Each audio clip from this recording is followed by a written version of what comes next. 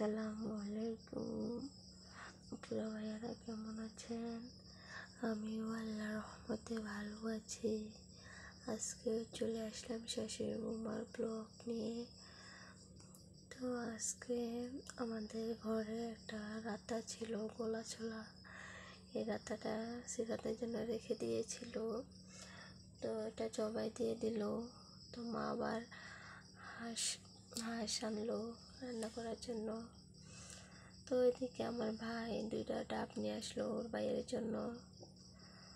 তো মা রান্না বসাই দিল।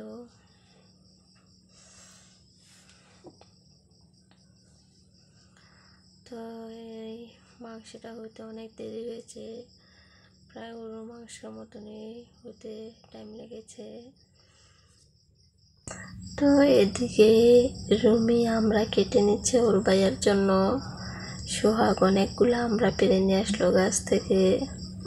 এদিকে দেখেন আমাদের কত বড় কাঁঠাল হয়েছে, গাছে পেকে গিয়েছিল, তো সমস্ত পেরে নিল গাছ থেকে। এদিকে আমরা গোসল করতে আসলাম। দেখেন আমার মেয়েটা কি করতেছে, পানি দিয়ে ওকে ঘুম পাড়ানোর জন্য নিয়েছি। ও পুরাই ঘুমিয়ে গিয়েছে। আমি বলতেছিলাম যে শিফা আমি গোসল করবো, তো ঘুম থেকে উঠে গেল, গোসল করবে। তো এদিকে দেখলাম ছোট্ট একটা গাছে অনেকগুলো আম আসলো। তো এত সুন্দর আম, আমার কাছে খুবই ভালো লেগেছে আমগুলা, কাঁচা আমগুলা। তো আমি একটু ধরে দেখলাম আমটা, আমার কাছে খুবই ভালো লাগতেছিল ধরতে, তো একটু ধরে রাখলাম। তো আমটার ভিডিও করে নিলাম। আম পেকে গিয়েছে, এখন কাঁচা আম, খুবই ভালো লাগতেছিল। তো এদিকে আবার রাধা হাঁসগুলা বড় হয়ে গিয়েছে।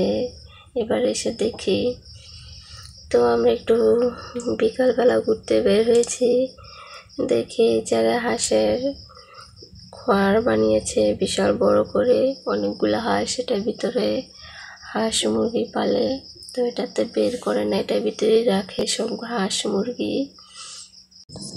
তো এদিকে দেখলাম বাগানের ভিতরে আনারস গাছ লাগিয়েছে, আমার কাছে খুবই ভালো লাগতেছিল। তো আমি একটু ভিউ নিয়ে নিলাম। এদিকে দেখি রাস্তার ভিতরে বিদেশি কুত্তার মতো লাগতেছিল, তো কুত্তাটা আমার কাছে ভালো লেগেছে। তো একটা সাদা মোরগ দেখতে পেলাম। তো দেখেন কত বুদ্ধি, রাস্তার পাশে পাট গাছ লাগিয়ে রেখেছে।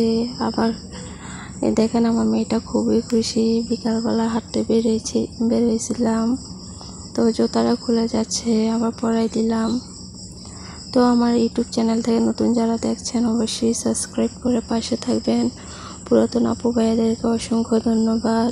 ফেসবুক পেজ থেকে যারা দেখছেন, যদি ভিডিওটি ভালো লাগে অবশ্যই ফলো দেবেন। আজকে ভিডিও এই পর্যন্তই। আল্লাহ হাফেজ।